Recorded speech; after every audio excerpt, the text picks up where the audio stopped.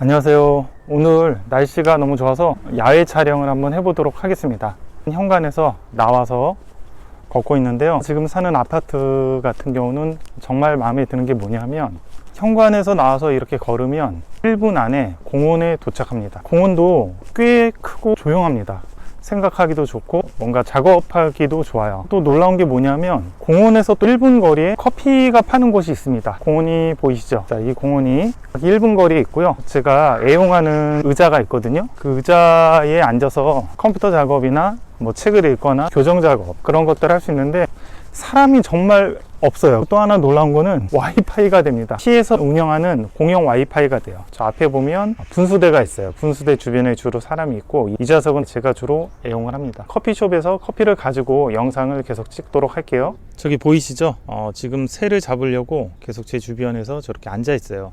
저렇게 해서 가끔 사냥을 성공하기도 하나 봐요. 이번에 제가 쓰고 있는 수학 동화에서도 이렇게 산책하다가 관찰한 길고양이가 나옵니다. 토끼를 잡아먹는 역할로 나올 거예요. 자녀들이 많은 시간을 공부를 했으면 바라는데 부모님들이 생각하는 것 같이 아이들이 열심히 안 합니다. 왜 안 하냐면 공부하는 게 어렵고 재미없고 힘들기 때문에 안 하는 거죠. 공부를 좀 쉽게 하는 방법이 있을까요? 어떤 아이들은 뭐 14시간, 16시간 이렇게 하는 아이들도 있잖아요. 자, 그런데 공부를 이렇게 꾸준히 많이 하는 거를 얘기를 해주면 제 자녀들도 그렇고 이제 가르치는 아이들도 그렇고 그럼 저는 차라리 공부하는 걸 포기할 거예요. 그렇게 힘든 걸 어떻게 해요? 이런 얘기를 많이 합니다. 공부를 잘하고 굉장히 많은 시간을 하는 아이들은 어떻게 그렇게 많은 시간을 공부를 할 수 있을까요? 공부하는 게 어렵다면 그렇게 할 수 있진 않겠죠. 그러니까 그 아이들이 그 많은 시간을 할 수 있는 게 그렇게 공부하는 게 어렵지가 않습니다.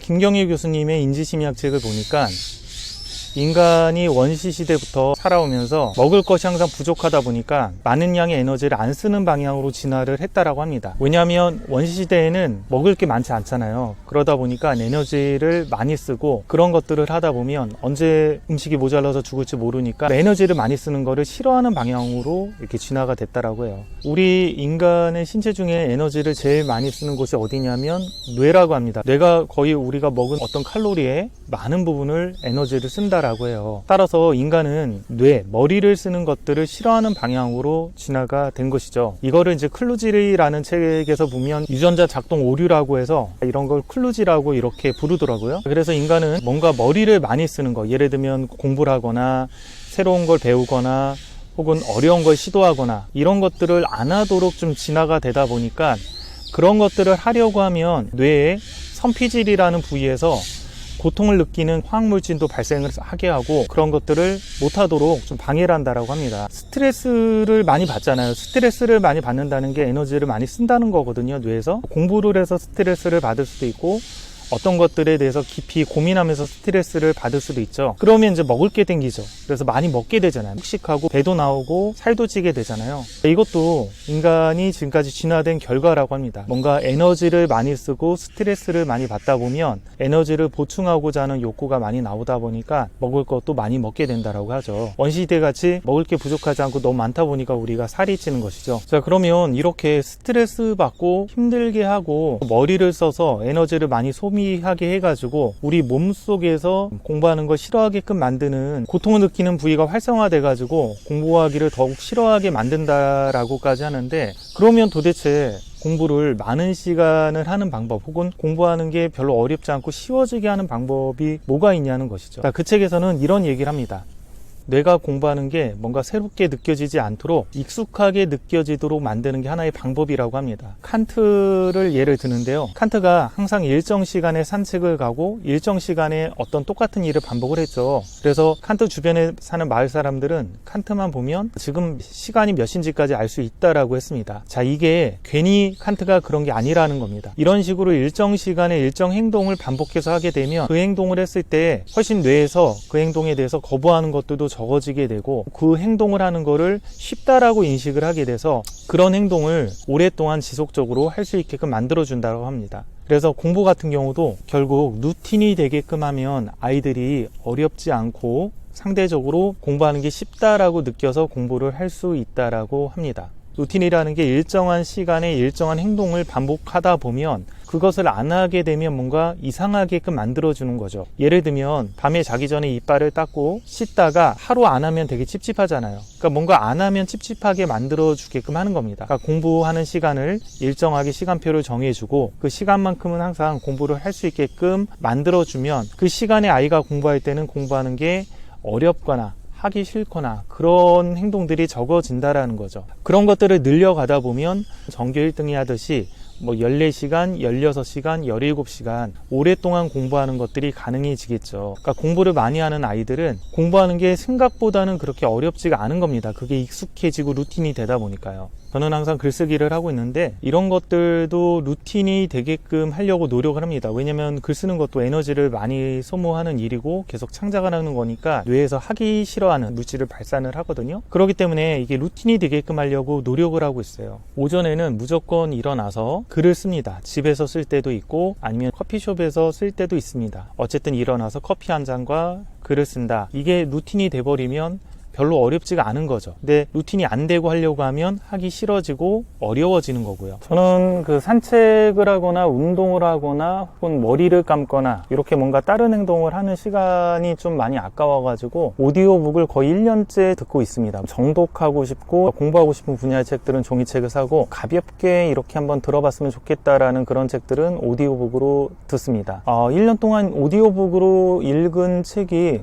들은 책이죠. 24권 정도 되네요. 근데 이런 오디오북으로 이렇게 듣더라도 도움이 되는 책들도 꽤 있습니다. 그러니까 뭔가 진주를 찾게 되는 거죠.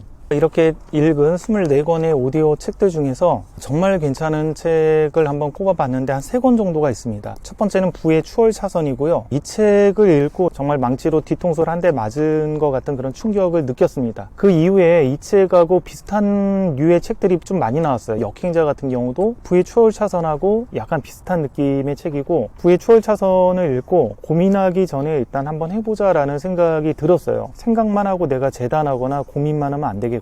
실제 한번 해봐야겠구나. 그래야 알 수 있겠구나. 이런 거를 얻게 되면서 앞으로는 생각하기 전에 행동을 먼저 하자라는 주의로 많이 바꿨습니다. 생각을 많이 하고 심사숙고하는 것 같은 경우도 오디오북으로 읽은 클루지라는 책을 보면 인간의 유전자 작동 오류라고 합니다. 원시시대부터 뭔가 적극적이고 낙천적이고 긍정적 행동이 앞서는 사람들은 대부분 동물들에 잡혀 먹혔고 남아있는 사람들이 뭔가 비관적이고 비판적이고 심사숙고하고 이런 사람들이 살아남다 보니까 그 유전자가 우리의 몸속에 저장이 돼서 우리가 보통 고민을 많이 하고 생각을 많이 하고 행동을 하지 않잖아요. 그런 것들도 역시 오디오북으로 읽은 클루지라는 책에 충분히 나와 있는 내용입니다. 자, 두 번째 추천할 책은 인간 본성의 법칙이라는 책인데 이 책은 거의 한 800페이지? 굉장히 긴 책입니다. 오디오북으로도 거의 한 달 동안 들었던 것 같아요. 그러니까 이 책 같은 경우는 역사적인 인물들에 대해서 그들의 심리들을 분석한 책인데요. 작가가 꾸민 사람들은 꼭 읽어보라고 추천을 하고 싶고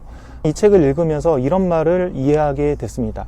나를 사랑해야지 남을 사랑할 수 있다라는 말을 이해하게 됐어요. 이 책은 주로 심리 분석을 할 때 좀 인간의 추악한 면이라든지 날 것 그대로의 것들을 많이 보여주거든요. 그러니까 아마 책 제목이 인간 본성의 법칙이겠죠. 그러니까 그런 것들을 계속 읽다 보니까 내 안에 있는 약간 부끄럽거나 추하거나 그런 것들이 인간이 가지는 어떤 본성 중에 하나구나. 그리고 이런 부분들은 충분히 누구나 가질 수가 있구나. 그러면서 내가 느끼기에 약간 부끄럽거나 추하거나 그런 것들도 어떤 하나의 나로서 인정하게 되고 이해하고 사랑할 수 있겠구나 라는 생각이 드니까 다른 어떤 주변의 사람들의 어떤 행동들 같은 경우도 충분히 그럴 수 있겠구나 라는 생각이 들기 시작을 하더라고요. 그래서 나를 사랑할 수 있어야 남을 사랑할 수 있다 라는 말이 이런 의미였구나 라는 거를 이 책을 읽으면서 저는 깨닫게 됐습니다. 마지막으로 추천드리고 싶은 책은 나는 4시간만 일한다 라는 책인데요. 삶의 방향을 생각하는데 굉장히 많이 도움을 준 책입니다. 책 내용의 핵심은 뭐냐면 자유롭게 어느 장소에서든 일할 수 있는 구조를 좀 구축을 하고 자기가 안 해도 되는 것들은 여러 사람한테 좀 맡기는 구조를 완성을 해서 이 사람 같은 경우는 거의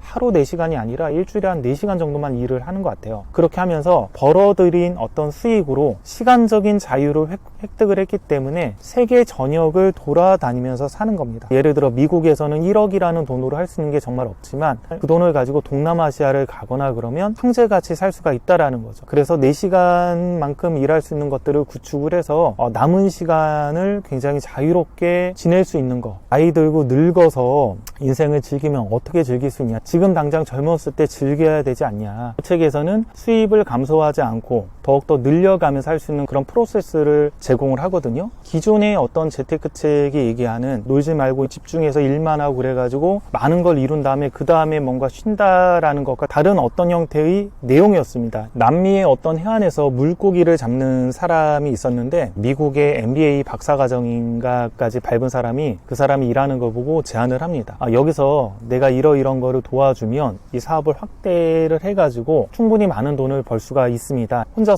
어부로 살지 말고 제 제안을 따라서 한번 해볼래요? 그럼 당신이 말한 것까지 되려면 몇 년 정도 걸립니까? 보통 빠르면 한 15년, 늦어도 20년 안에는 그렇게 될 것 같습니다.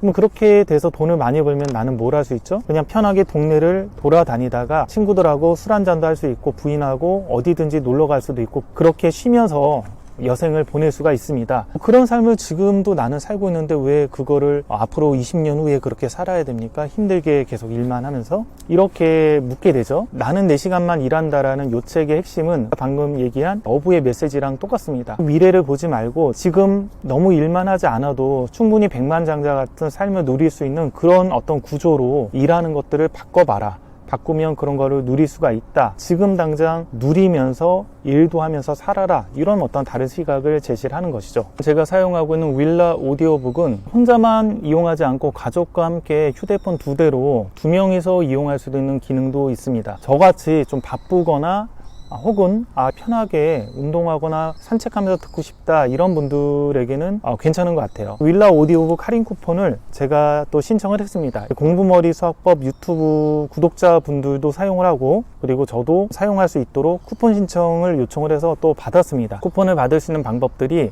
영상 설명란이랑 고정 댓글에 잘 안내가 되어 있으니까 그거를 이용을 하시면 되고요. 1000명까지 쿠폰 혜택이 있으니까 빨리 신청을 하시면 될 것 같습니다. 저도 지금 50% 정도 할인된 금액으로 1년 정도를 이렇게 유지를 했는데 끝날 때가 다 됐거든요. 50% 할인이. 다행히 또 이렇게 신청할 수 있는 기회가 돼가지고 앞으로 한 6개월이나 혹은 1년 이렇게 또 50% 할인을 받으면서 오디오북을 또 들을 수 있을 것 같아가지고 좋은 것 같아요. 김종훈 씨의 마지막 질문이란 책에서 저에게 뭔가 깨달음을 줬던 그런 문구를 한번 들려드리면서 마무리를 하도록 하겠습니다. 니체의 삶도 돌아보면 고독의 연속이었다. 타인을 따라 평균이 되는 삶에서 만족을 느끼던 사람은 결국 그 안에서만 행복을 만나게 된다. 그러나 혼자 떠나거나 남을 수 있는 사람은 고독을 견딜 용기를 통해 자신과 만난 뜨거운 행복의 순간을 누릴 수 있다. 고독을 견딜 수 있다면 행복과 성취감, 성장과 더불어 가치 있는 인생까지 모두 얻을 수 있다. 무언가를 하고 싶다면 그것이 지금 당신에게 정말 절실하다면 철저히 혼자가 되는 일상을 선택하라. 그리고 자신에게 질문하라. 나는 왜 존재하는가? 혼자를 견디기 힘들 때마다 이 문장을 가슴 깊은 곳에 담았다가 꺼내 읽어라. 무리를 지은 곳에는 내가 없다.